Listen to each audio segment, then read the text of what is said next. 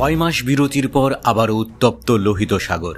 আরও একবার হুথি বিদ্রোহীদের হামলায় কাঁপল ইয়েমেনি উপকূল, ডুবল লাইবেরিয়ার পতাকাবাহী কার্গো জাহাজ ম্যাজিক সিস, প্রাণ গেল 3 নাবিকের। গাজায় ইসরায়েলি আগ্রাসনের প্রতিবাদে 2023 সাল থেকে প্রায় নিয়মিতই হুথি বিদ্রোহীদের টার্গেটে পরিণত হয় বিশ্বের অন্যতম ব্যস্ত নৌরুট লোহিত সাগর, ভূমধ্য সাগর ও এডেন উপসাগরীয় অঞ্চল।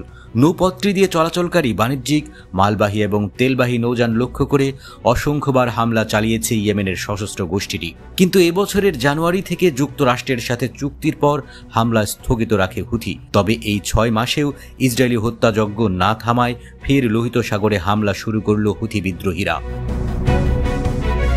হুথিদের দাবি, গোষ্ঠীটির নিষেধাজ্ঞা উপেক্ষা করে ইসরায়েলি বন্দরের দিকে এগুচ্ছিল লাইবেরিয়ার পতাকাবাহী বাণিজ্যিক জাহাজটি, আর এই কারণেই টার্গেট করা হয় নৌযানটিকে।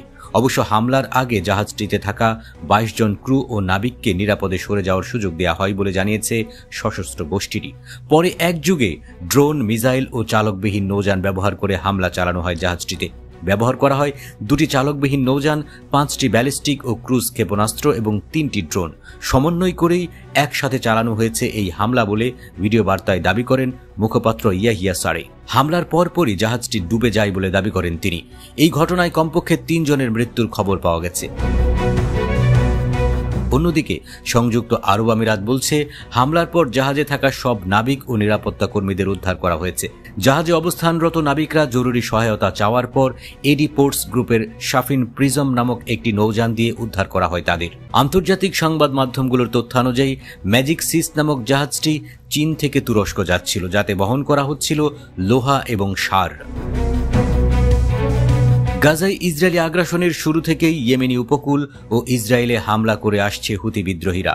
এমনকি মার্কিন বিমানবাহী রণতরীতেও দফায় দফায় মিসাইল, ড্রোন হামলা করেছে সশস্ত্র গোষ্ঠীটি।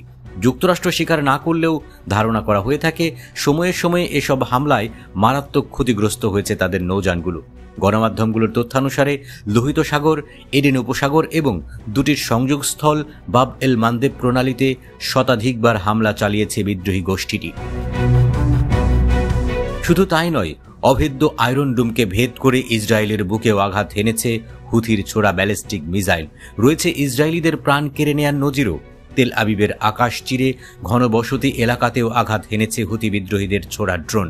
টাইমস অব ইসরায়েলের এক প্রতিবেদন অনুসারে 2024 সাল থেকে এ যাবৎ ইসরায়েল 20টিরও বেশি ব্যালিস্টিক মিসাইল ক্ষেপণাস্ত্র ছুড়েছে ইরান সমর্থনপুষ্ট হুথি বাহিনী।